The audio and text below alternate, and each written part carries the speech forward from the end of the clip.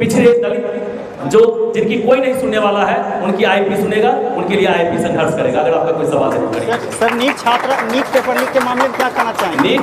NEET ये पहली घटना नहीं है, ये अभी तक में दर्जन से ज्यादा बार ऐसी घटनाएं हो चुकी है। इसमें सरकार के लोग शामिल हैं, केंद्र सरकार के लोग शामिल हैं, और जहां जिस राज्य के पदाधिकारी इसको या केंद्र के जो टीम है, जिस कमेटी को इसको इस प्रक्रिया को हैंडल करने के लिए दिया गया है, उसमें जो भी लोग हैं सरकार में बैठे लोग और वरीय पदाधिकारी जो इसको कंट्रोल करते हैं उनके वो लोग शामिल हैं। और ऐसा कई बार हो चुका है, लेकिन आज तक इस पर ढाक के तीन बात वाली बात है, आज तक इस पर किसी के ऊपर कोई कार्रवाई नहीं हुई। ठीक है, बच्चे दोबारा परीक्षा देंगे, परीक्षा में हो सकता है कि जो इस परीक्षा में जो बच्चे पास करते हैं ऐसा क्वेश्चन पैटर्न आएगा, ऐसा क्वेश्चन आएगा जो उसके तैयारी से मैच नहीं करेगा। जिन बच्चों का होना चाहिए उन बच्चों का नहीं हो पाएगा, जिन बच्चों का नहीं होता उन बच्चों का हो जाएगा।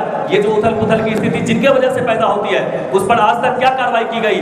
ये सारी चीजों के ऊपर निपापोती की जाती है, फिर इस पर निपापोती की जाएगी। और इसके लिए अगर इस पर निपापोती की जाती है तो लोगों को सड़क पर उतरना चाहिए, सरकार को सीधा सीधा जवाब देना चाहिए। क्योंकि मेरा मानना है गलती अगर कोई जो गलती करे उसको सजा भुगतने का अधिकार है। बच्चे उसकी सजा क्यों भुगतेंगे? आज 23 लाख विद्यार्थियों का भविष्य अधर में है, वो अनिश्चितता के दौर से गुजर रहे हैं। अभी रिजल्ट आने का समय आ गया था, वो आप दोबारा परीक्षा देने का इंतजार कर रहे हैं। तो मैं सरकार से, केंद्र सरकार से खासतौर से मांग करता हूं कि जो लोग भी इसमें दोषी हैं उसकी गहराई से जांच कर, पहले की तरह नहीं कि जांच हो गया है, सीबीआई को सौंप दिया गया है और उस पर कोई नतीजा नहीं निकला।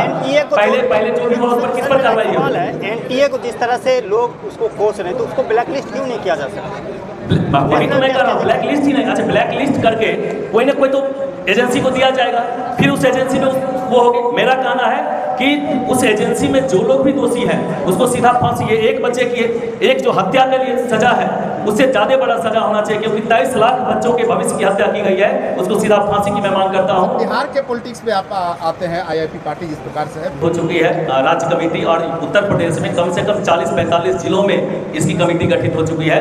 तो बिहार और उत्तर प्रदेश में बड़े पैमाने पर ये पार्टी काम कर रही है, और महाराष्ट्र, तेलंगाना, दिल्ली, इन राज्यों में भी हमारा संगठन है। मैं भी उसको देख रहा हूँ, तो इसलिए ये सवाल तो आपका आगे से बोलिएगा तो कहिएगा ये बिहार नहीं, कई राज्यों में राष्ट्रीय स्तर पर ये संगठन काम कर रही है, ये पार्टी काम कर रही है। दूसरी बात, इनके सवाल का मैं जवाब दे देता हूँ। परिवारवाद, जो जिन चीजों को लेकर के इंडी गठबंधन के ऊपर गालियां दी है मन से, चाहे गिरते रुपयों की दर हो, चाहे गैस हो, पेट्रोल हो, महंगाई हो, बेरोजगारी हो, कुछ भी, उसमें से एक है ये परिवारवाद।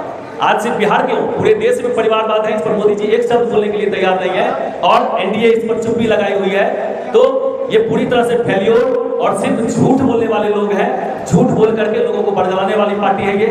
इसलिए इस पर कमेंट क्या करना, आप भी समझ रहे हैं, हम भी समझ रहे हैं, आम लोग भी समझ रहे हैं, लेकिन लोग समझ करके एक कहते हैं कि बूझ के बचे रहना, गलती जानबूझ करके लोग कर रहे हैं।